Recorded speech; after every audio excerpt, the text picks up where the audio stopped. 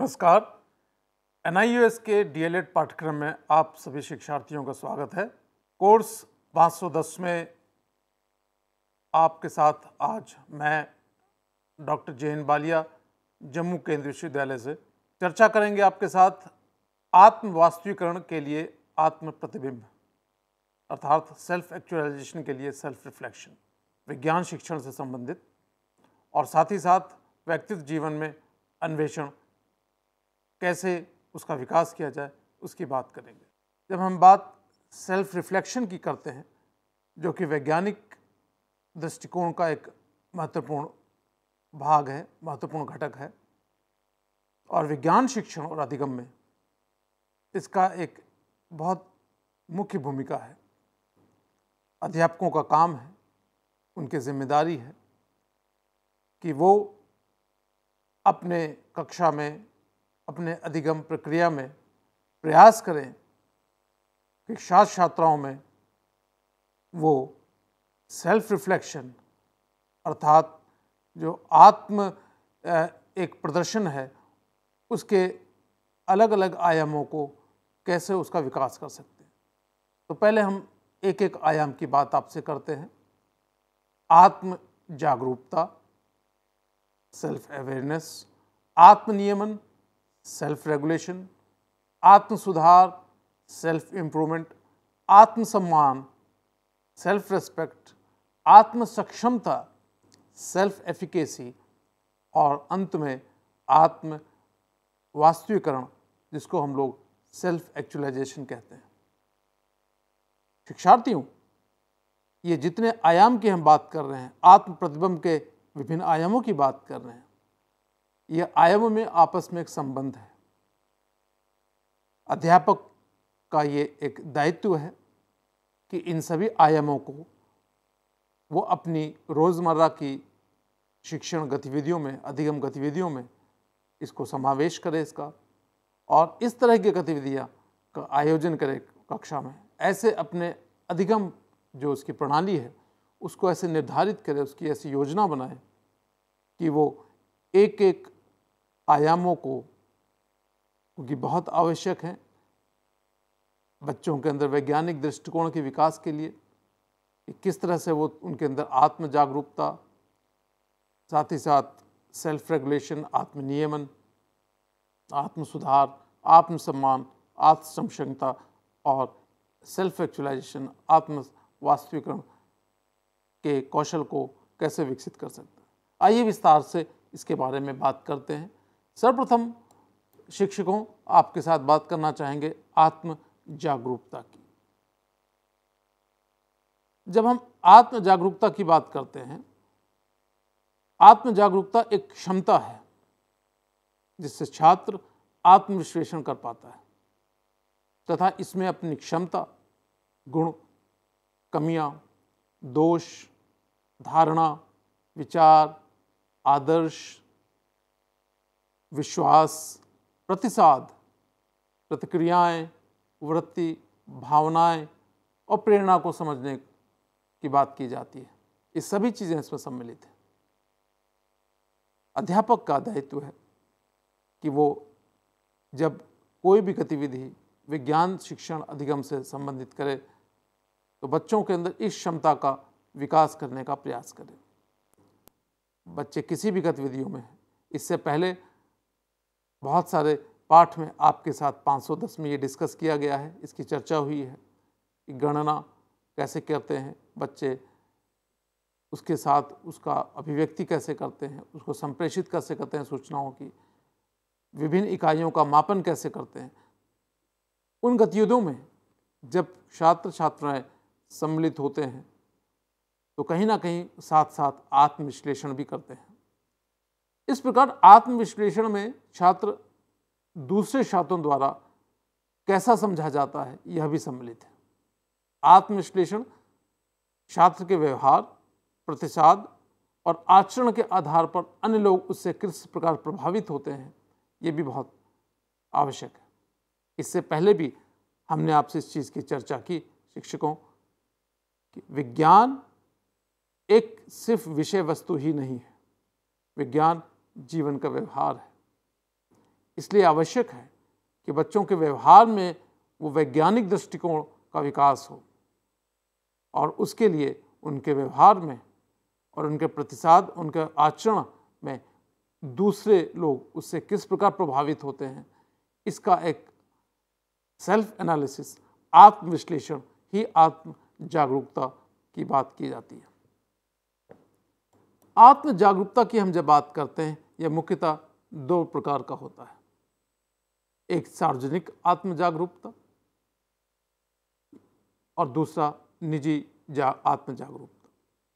सार्वजनिक आत्म जागरूकता जब प्रदर्शित होता है, जब छात्र को ये भान होता है, जब उसको ये ज्ञान हो जाता है कि वो अन्यों के सामने कैसा दिखेगा। अक्सर हम लोग क्लास में, कक्षा में बच्चों से प्रश्न पूछते हैं, या बच्चा प्रयोगशाला में कोई गतिविधि में सम्मिलित होता है, या कक्षा के अंदर किसी एक गतिविधि में हम बहुत सारे समूह बनाते हैं, तो कहीं ना कहीं छात्र ये देखने का प्रयास करता है कि वो उस परिस्थितियों में अपने आप को कैसे सम्मिलित कर पा रहा है। जब छात्र ध्यान का केंद्र बन जाता है, जैसे प्रेजेंटेशन देते समय, अपने मित्र मंडली से बात करते समय, अपने ग्रुप के में एक चर्चा करते समय, वहाँ पर अध्यापक का दायित्व है कि उसकी आत्म जागरूकता की भावना को उसको समझाए, उसको पहचानने में उसकी मदद करे। इस प्रकार की आत्म जागरूकता प्रायः लोगों में सामाजिक नियमों में सीमित रहने को बाध्य करती है।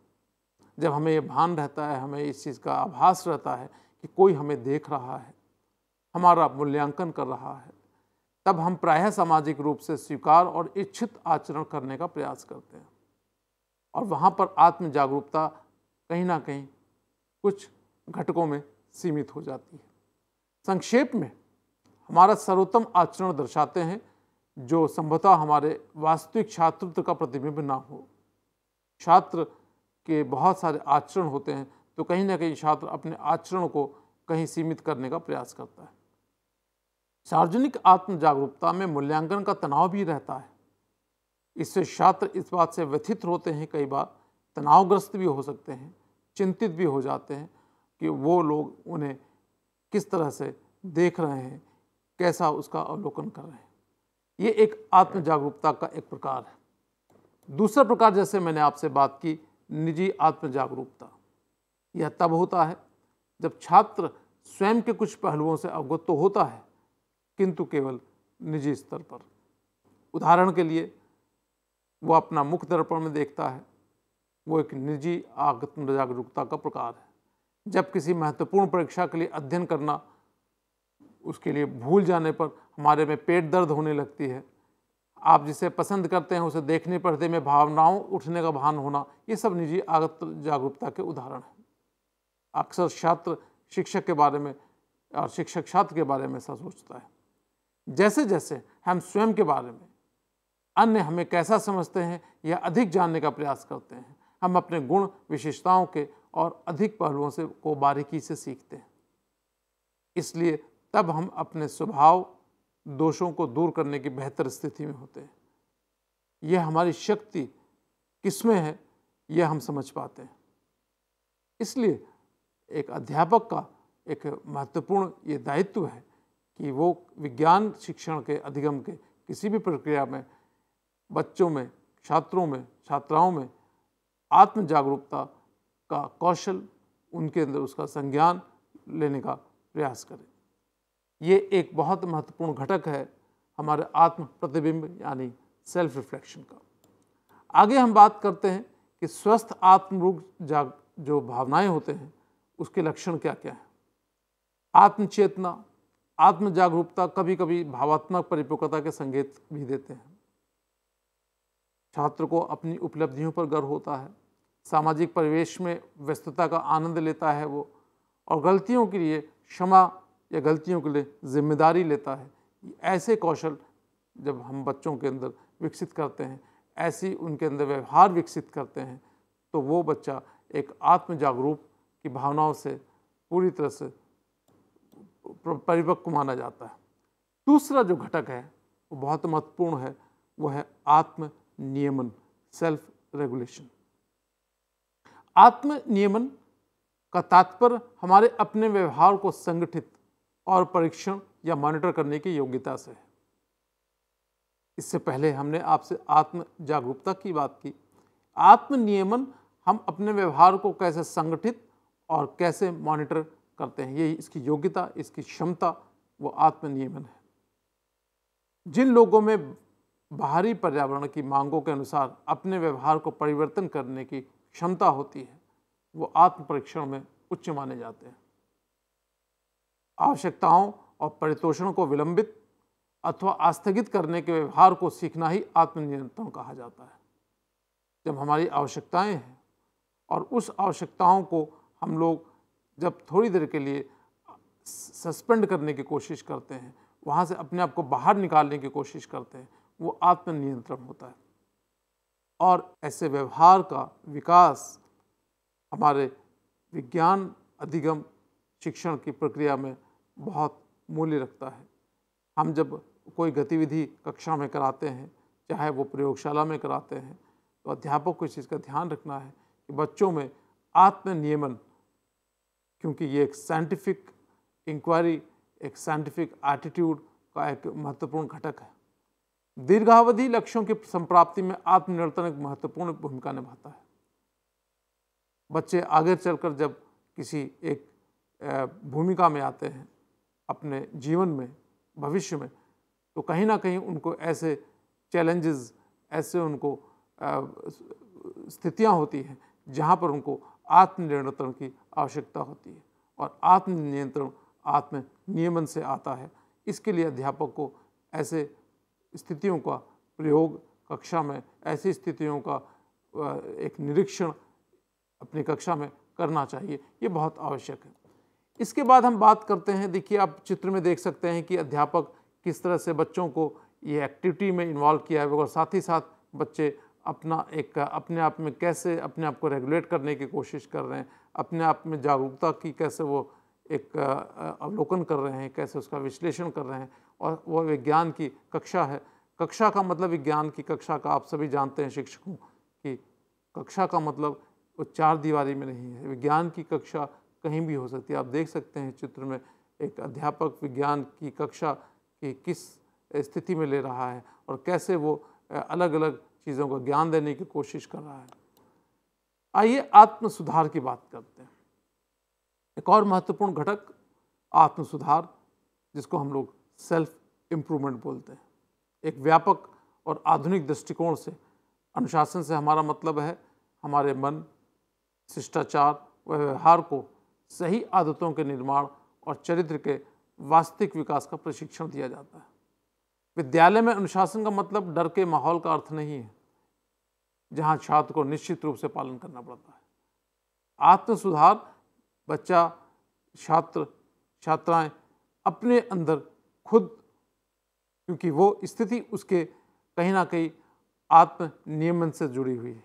जब बच्चा आत्म नियमन के साथ जुड़ा हुआ है तो तभी उसके अनुसार वो अपने अंदर सुधार लाने की कोशिश करता है, वो खुद ऐसे कदम उठाता है। और इसके लिए अध्यापकों का, शिक्षकों का, आप सभी का दायित्व है कि वो बच्चों को उसके बारे में सूचनाएं दें, उनको वैसे गाइडेंस दें, वैसे उनको प्रोत्साहित करें। अनुशासन मुख्य रूप से सकारात्मक और रचनात्मक होना चाहिए।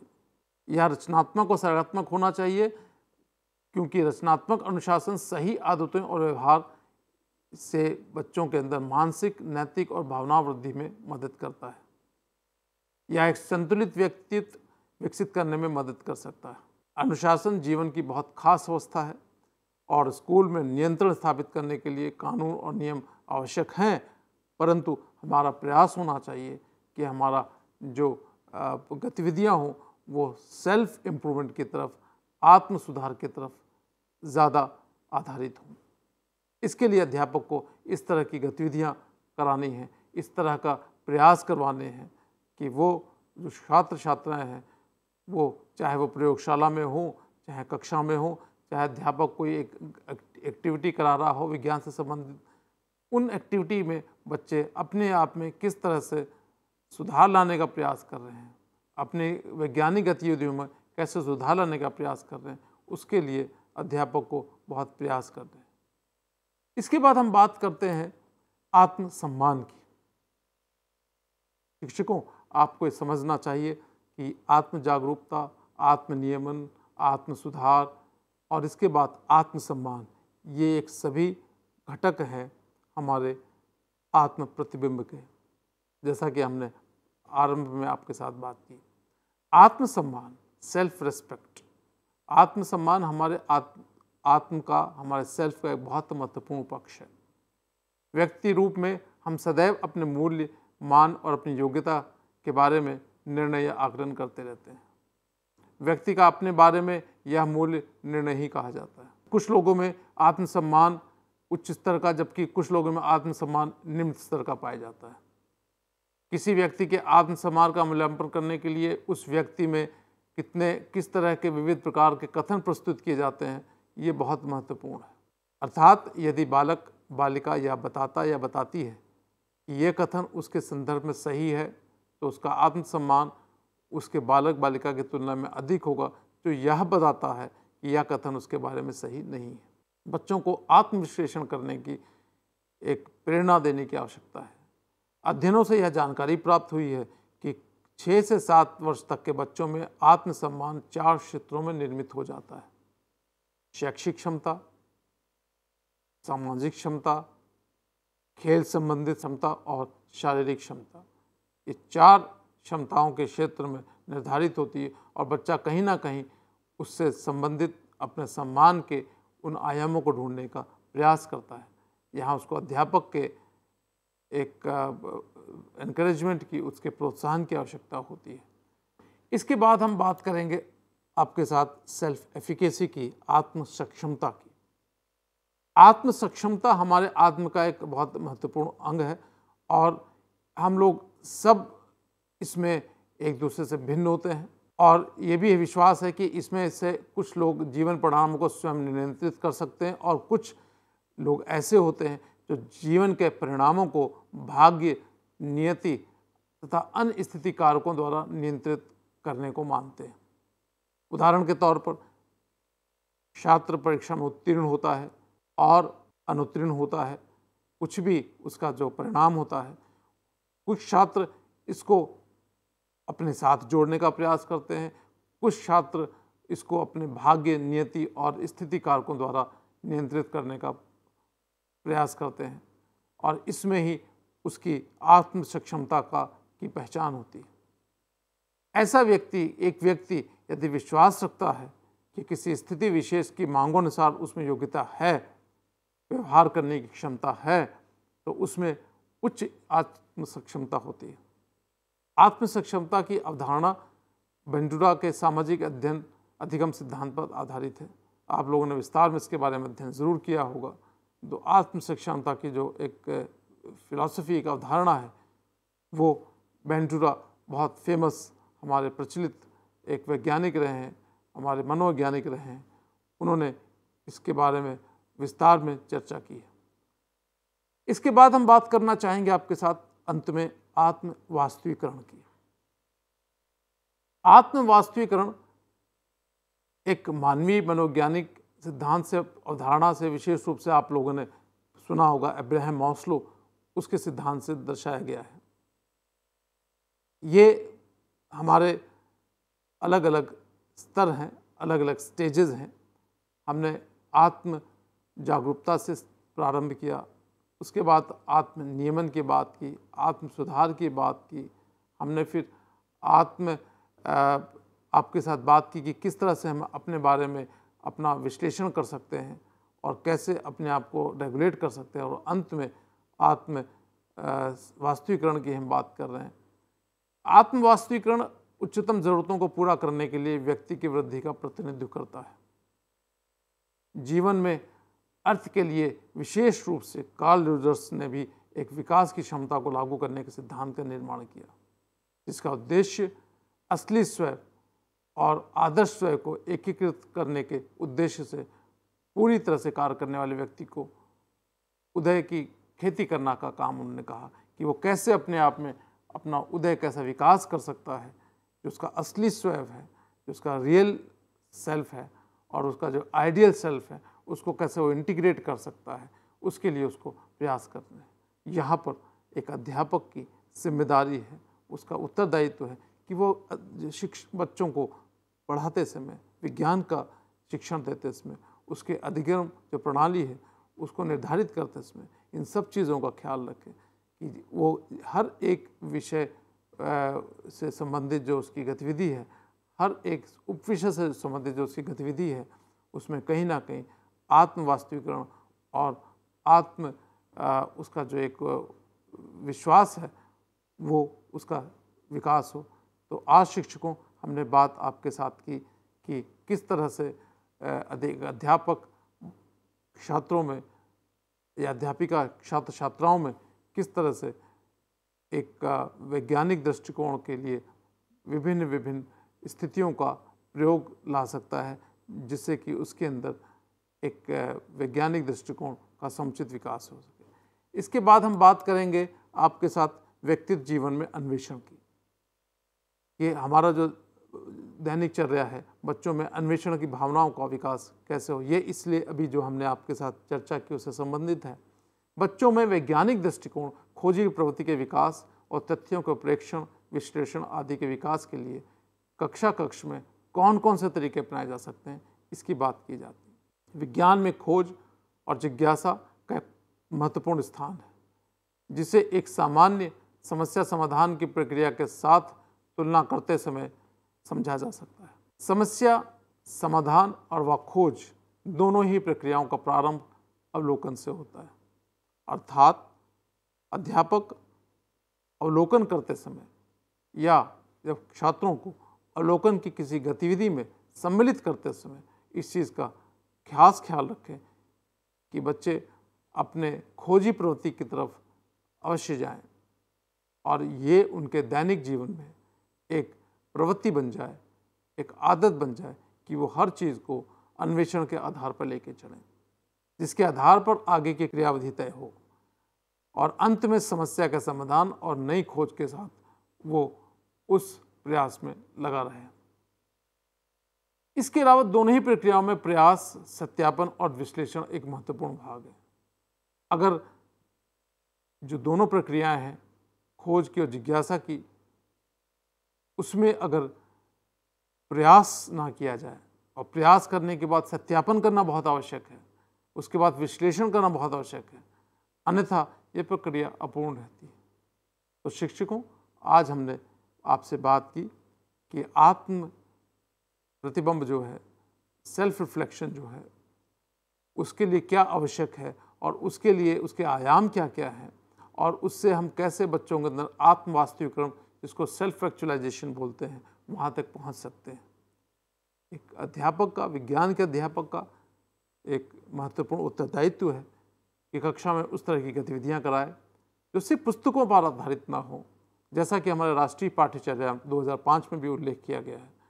हमारी गतिविधियाँ ऐसी हों कि जिसमें बच्चे, छात्र छात्राएँ अपने जीवन का आधार वैज्ञानिक बना के चलें, वैज्ञानिक दृष्टिकोण के साथ लेकर चलें। तो उस बारे में आज हमने आपसे चर्चा करी। हमें आशा है कि आपने इस कोर्स 510 में इस पाठ को और विस्तार से पढ़ेंगे और देखेंगे, अपने शैक्षिक जीवन में इसको प्रयोग में लाएंगे कि किस तरह से हम बच्चों के अंदर आत्म जागरूकता, आत्म नियमन, आत्म सुधार और आत्म अवलोकन, आत्म विश्लेषण और अंत में आत्म वास्तविकरण की हम बात करते हैं, उसकी बात करते हैं और किस तरह से उस चीज़ों का विकास हो सकता है, कौशल का, इसके बारे में हमने आपसे चर्चा करी। आप सभी को धन्यवाद।